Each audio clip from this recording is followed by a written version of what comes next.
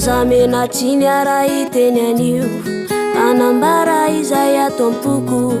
olazaiko amy foko madio fa efa ianao ano safidiko fanapakevitra efa noraisiko kolazaiko alohany rehetra oelay nofinofy ntsika ro tanterana tsy asina fetra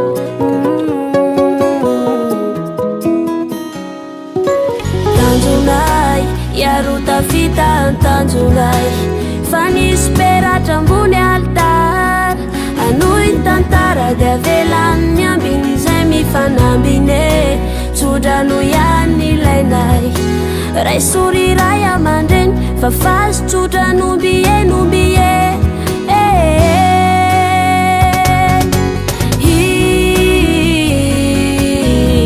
raha fozako tiako toy zanakao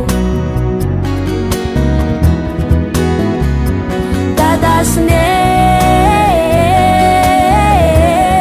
efa hitondrako finantoa tsara tare sady tsara fana le tena tiako sy makarakara urururururururu anajanazatra amy farany a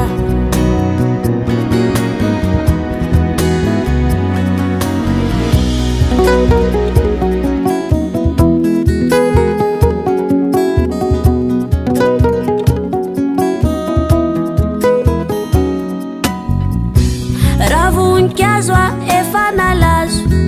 raha toka tsisy anao nanondraka ka misaotra anao nanome ainy ity foko efa saiky apotraka ny fisinao tena mamiloatra amiko tsy vozao fefatramin'izay eny ana mafilay voadiko ity anao mandrakizay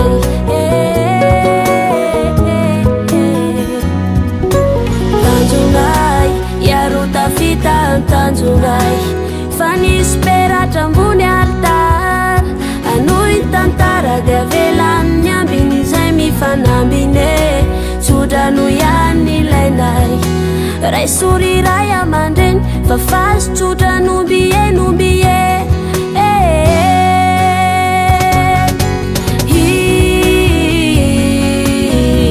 raha fozako tiako toy zanakao dadasine efa hitondrako finantoa tsara tare sady tsara fana le tena tiako sy makarakara ururururururu anajanazatra amy farany a